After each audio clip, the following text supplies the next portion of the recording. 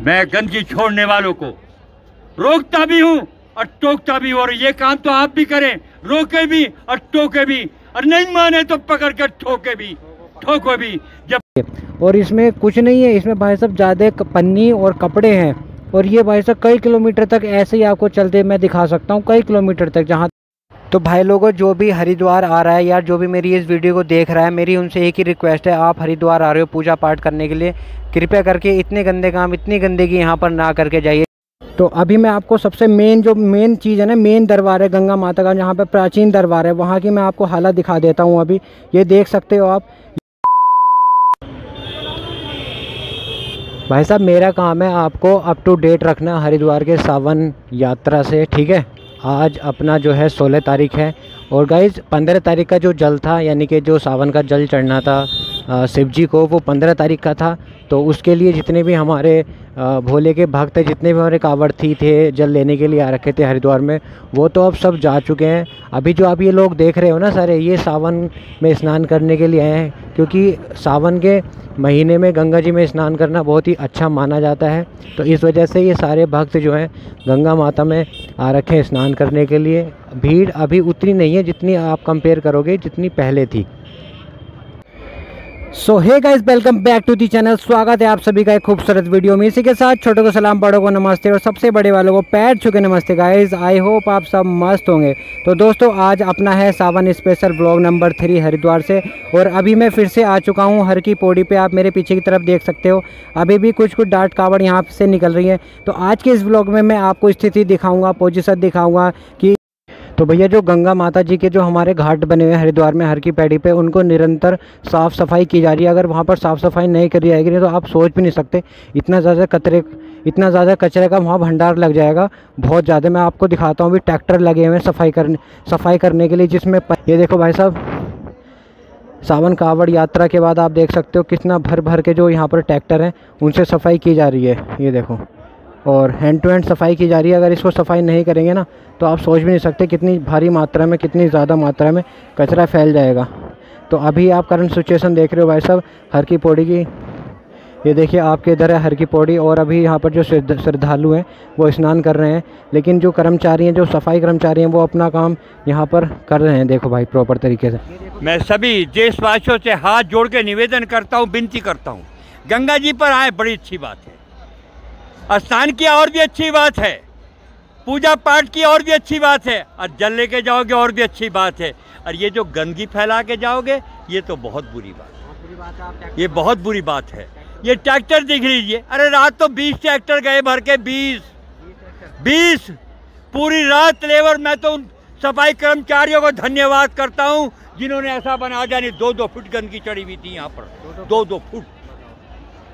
तो अंकल जी, आप मतलब क्या रिक्वेस्ट करना चाहते हैं? मैं रिक्वेस्ट ये चाहता हूँ, वहाँ पे आओ, कोई भी पन्नी करो, पैलोथीन करो, पुराने कपड़े गंगा जी पे न डालो तो कूड़ेदान में डालो, या नटा उठा के अपने घर ले जाओ। माँ पे गंदगी ना छोड़ो। ये माँ आराम से नहीं आ गई थी, अरे हमारे पूर्वजों ने हजारों वर्ष तप किया था, जब किया था इस माँ को लाने के लिए। ये तो स्वर्ग में राज करती थी, स्वर्ग में। और आज देखो ये किस तरह से हजारों वर्ष। क्या समय नहीं आया माँ को गंदगी से बचाने के लिए?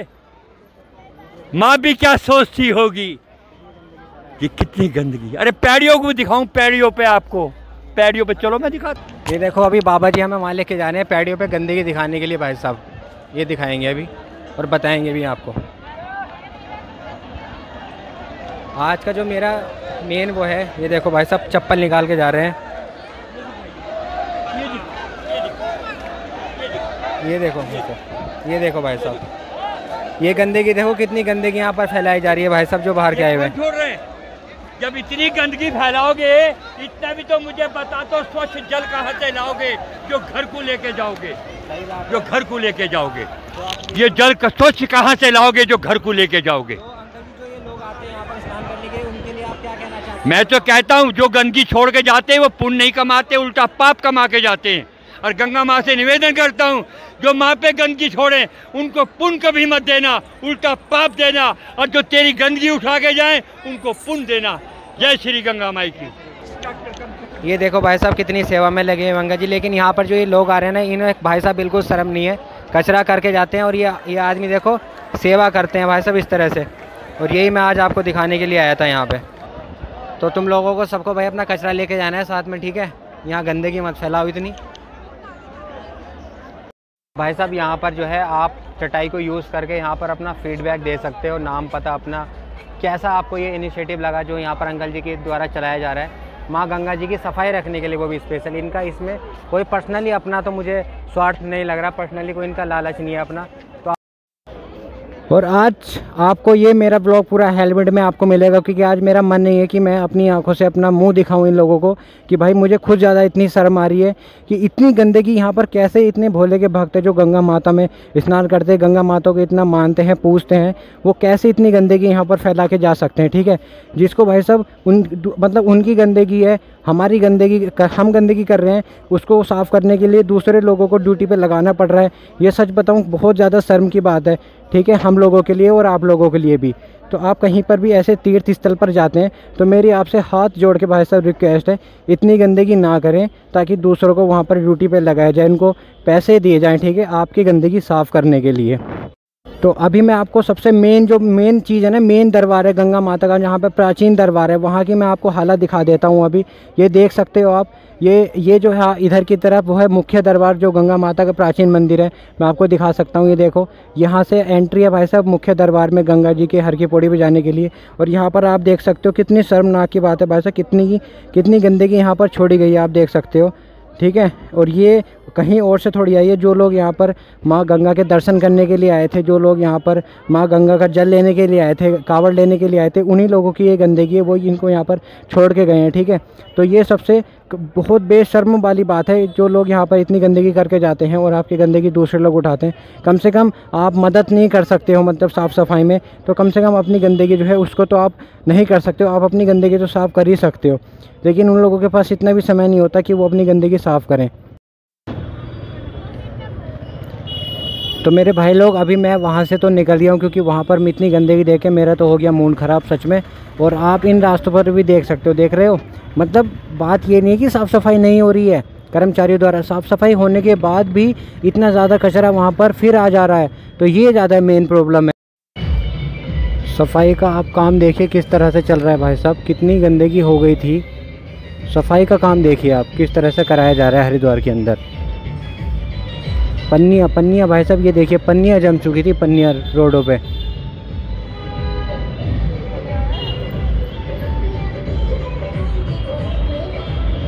और ये उधर की तरफ वही चंडी पुल है जो उस दिन मैंने आपको दिखाया था, जिसमें पूरी तरीके से जाम लग चुका था, ब्लॉक हो चुका था, इधर से भी उधर से भी दोनों तरफ से ब्लॉक हो चुका था भाई साहब। ये बहुत ही ज़्यादा ख़तरनाक पोजीशन थी उस दिन।